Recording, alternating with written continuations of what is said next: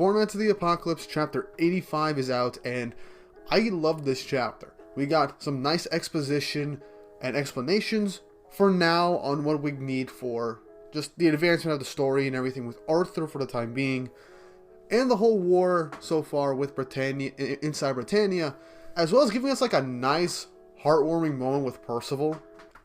And once more, making me wish I punched Gian square in his stupid face. I am not going to stop saying this. We all agree Gian is an ass. He needs to be punched in his face. Every time he opens his mouth, I want to hit him. But yeah, this was honestly a really good chapter, and I'll get into it as I go through it. But first off, don't forget to like and subscribe and hit the notification bell for updates on future videos. It really does help, and it shows you guys like the Four Knights content on the channel and want me to keep it going. But let's hit that intro and get right into the chapter.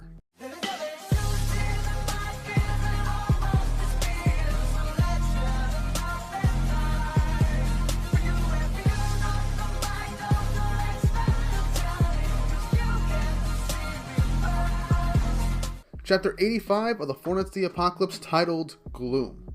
And this, my friends, opens up pretty strongly. From last week, we saw the whole multiple portions of this one area just flat out removed seemingly perfectly from mountains to just basic areas. And now we see that everything's completely gone. Thetis begins to explain everything. She says, there was some premium quality ore in that mountain. It was surrounded by lush forests and lakes. There were small villages there too, such as Igor, Cesbron, and Orden. And Meliodas says that Orden used to be the hometown of their holy knight Pelio. So, you know, the knight that helped Percival and everyone against Pelgard when he invaded.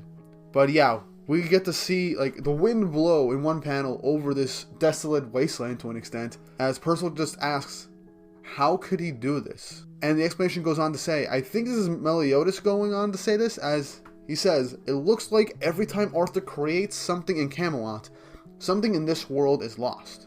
But Meliodas confirms that he didn't see it for himself. It's something that he heard from a credible source, but there's no mistaking it. So this goes on to explain how Camelot's been how it is. And also, since the power of chaos seemingly created the world of the seven deadly sins, it would make sense to do like an equivalent exchange type thing where Arthur's creating his own world, but the previous world is slowly being like erased as he does it. So that's a nice little thing to talk about, which honestly is pretty scary in and of itself, because you can just be sitting in a village, in your home village one day, and then all of a sudden, snap, everything is gone.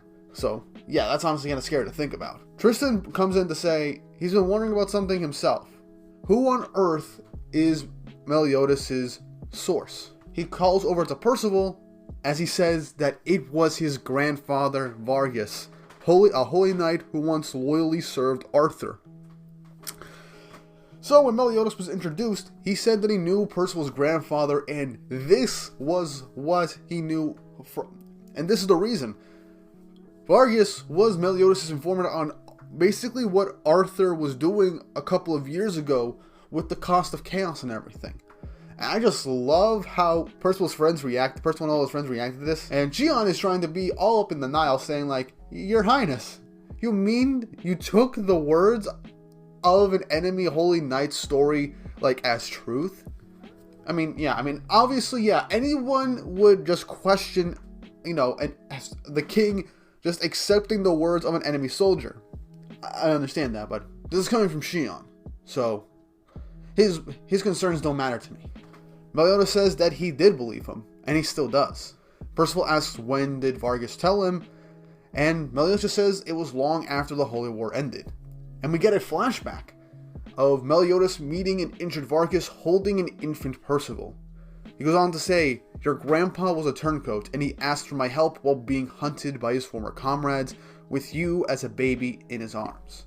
With his master Arthur changing at the moment after gaining the power of chaos, Vargas hoped for him to turn back to normal, and stopped his comrades who blindly followed him. And Meliodas believed his words, stating that he gave the Ouroboros medallion as a token of eternal friendship to Vargas, and then used his powers to carve out a 2-star crest on his helmet as a token of trust and cooperation. So, I did not expect to get the origins of the helmet and the medallion that Percival wears on his cape, But my god, was that an awesome thing, and it holds so much significance now. And I'm loving the whole thing with Percival's grandfather getting the whole big reveal of who he was and why he left. And also the fact that it basically confirms the theories that everyone's been talking about, that Arthur's personality was just changing over the course of time after gaining the full power of chaos. And Vargas, who was incredibly loyal to him, wanted to save his master and turn him back to normal, but his allies blindly followed Arthur, so he wanted to stop them, and so he went to an enemy nation to ask for help. And obviously he went to the right person, because Meliodas is a trusting person. Meliodas goes on to say that Vargas was alone and had nowhere to go. He offered to help look after Percival for him, but Vargas shook his head and just said this plainly: "Percival is mine to protect, even if it costs my life. I'll raise him up to be a healthy, kind-hearted boy." Meliodas says that he kept his promise, and he kind of knew it ever since the day he met Percival, which was literally like yesterday. And then we get this, honest to God, really heartwarming and emotional panel of Percival just saying yeah as he's just tearing up a lot. This is just a beautiful panel, and Nakaba, you're really tugging at the heartstrings with Percival's reaction to all this. And I really am glad about this. Percival wipes his tears away, but then Shion goes on to open his big dumb mouth, saying like, first a blood relative of King Arthur, and now we get a pipsqueak from Camelot. That's hardly a confidence booster. And he's also saying this while sitting right next to Gawain, so Gawain, you lit his hair on fire last time for insulting you, you really should do it again. Please? Please? But yeah, Nazian shouts back at Shion, saying like, it doesn't matter where he was born. Percival is Percival. Shion is literally like a closed-minded ass when it comes to these types of things, which makes me wonder, how in the hell is he Gilthunder's son? How? Gilthunder is probably the most considerate person in this series, and he's the most logical person as well. He wouldn't be making all these assumptions. So what the hell happened? Anyway, Percival starts like crying out to Meliodas that they have to hurry up and go to Camelot. They've got to beat King Arthur. And then we get to hear the prophecy that we heard at the start of the Leonis arc. When the moon, distant thunder, and rain bless the kingdom, the 4 knights of prophecy will finally gather. But through an assassin from chaos and a traitor's blade, hope will be stolen away as well. Thetis recites the prophecy that King Bartra told them, saying that that was the omen seen by the former king yesterday. Just as he foretold, the 4 knights gathered, but their hope has also been lost. As she drops the bombshell that the road to Camelot is closed. And everyone's wondering, what does she mean by the road to Camelot being closed? And if they knew about the future, how come they couldn't change it? Thetis says that an omen is nothing more than a hint to a vague future. It's not an all-powerful skill to see into the future with accuracy. However, it is an absolutely essential power to take the initiative against Camelot. We assumed they were targeting former King Bartra and attempted an ambush, and we then get a flashback showing Jericho killing the war prisoner. But the rebels' goals was to recover a captured comrade. The rebel was none other than Jericho, a former Holy Knight of Leonis. This really does shock Donnie, as a Holy Knight of Leonis betrayed their own kingdom. And Isolde says, so that's what it meant, the assassin from chaos and the traitor's blade. Thetis goes on to say that the moment she decided she could not lift the magical restraints that Thetis casted on him, she killed the prisoner and left. An then asks another important question. What does a war prisoner's death have to do with the loss of hope? And Meliodas basically gives us the big answer. The loss of hope and the prisoner's death is basically the same thing. The Knights of Chaos are given a mark by King Arthur himself, and those marks are activated by the life force and incantation of the ones tattooed with them. It was all devised to open a door that connects to the other side. So once the prisoner was lost, we were left with no way into Camelot now. So yeah, that seems to be the case. With the prisoner's death, they don't have the tattoo or the incantation to get into Camelot. And everyone's figuring out, why couldn't anybody stop her? If that was the case, shouldn't you have just run over there? And also, Donnie basically asked, that's another important question. Wouldn't the king have a better shot at winning if he wasn't waiting for Percival to come to Leonis? And Meliodas just says that there was actually a reason why he didn't go to Camelot.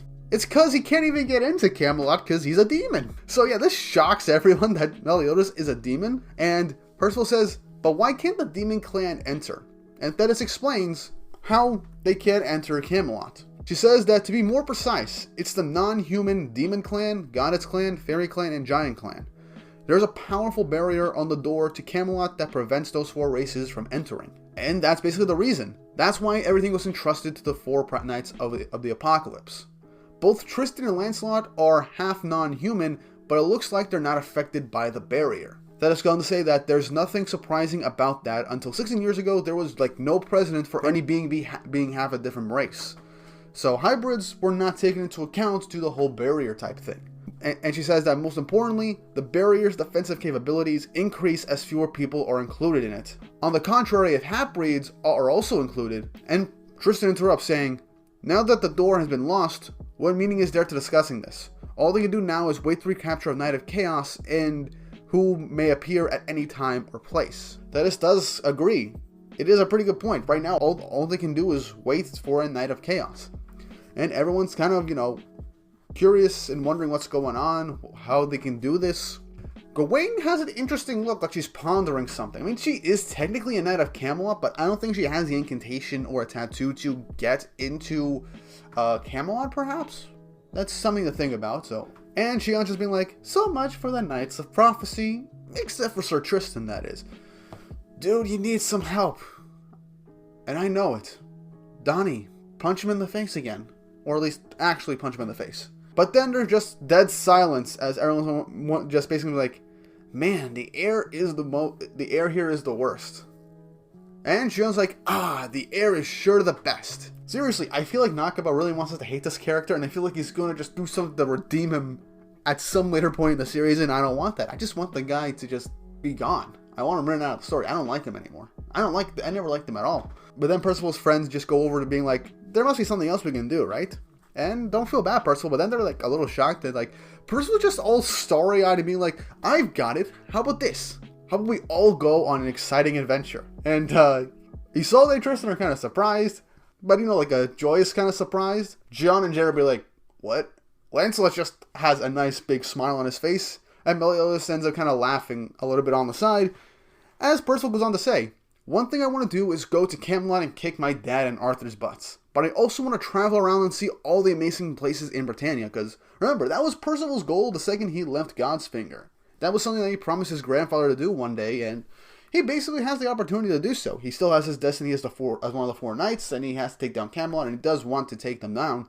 But he also wants to go on this big epic adventure.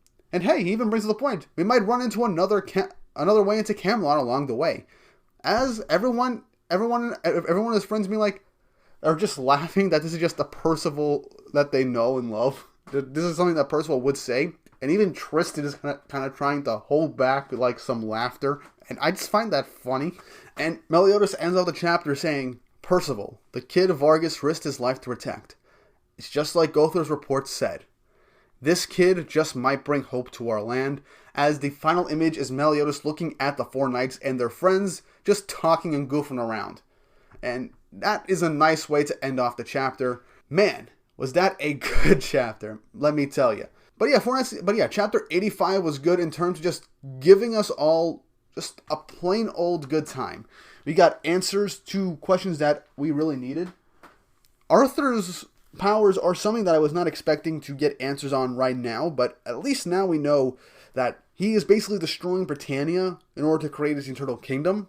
We finally got the confirmation on how Meliodas knows Vargas, which was kind of obvious, but he was a turncoat. He was a traitor to Arthur, and the main goal Vargas wanted to do, just turn Arthur back to normal. He knew that Arthur was changing with the power of chaos, and this basically confirms the theories that chaos slowly changed Arthur's personality and worldview over time. And even the fact that we got the thing about the barriers even us getting the barrier reveal is something that's very, very awesome, because this gives another precedence as to why Meliodas didn't just charge right into Camelot with the sins to take on Arthur face to face.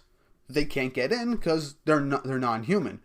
But hybrids were never included, so yeah, that makes a whole lot of sense to why the 4 knights are the only ones that can get into Camelot. Yeah, I think this was a really good chapter, and Percival being like, let's go on an adventure, and things might work out in the end. That's honestly a nice way to put it. They could run into another Knight of Camelot. They might even discover a new way into Camelot. You know, that's honestly a good way to segue to a potential Benwick or Fairy King's Forest arc, or even venturing to the Demon Realm or something like that. I'd love to see what we could see. There's a whole bunch of possibilities, and it really feels like that the Four Knights of the Apocalypse is going to go more into the adventure aspect as we unravel more of the story. And I just cannot wait to see it. But what did you guys think of this chapter? What do you feel about all the reveals that we got here, and just Percival being Percival, that heartwarming scene with Percival crying over his grandfather, and the announcement that we're basically going to go right into another adventure? Leave your thoughts, opinions, and theories down in the comment section down below. I love talking to you guys, and any and all interactions really help with the channel and helping with the YouTube algorithm. And once more, don't forget to like and subscribe and hit the notification bell for updates on future videos. It really does help, and it shows that you guys want me to keep doing Four Knights content on the channel. But with all that said and done, I hope you guys enjoyed the video, and I hope you all have an awesome day.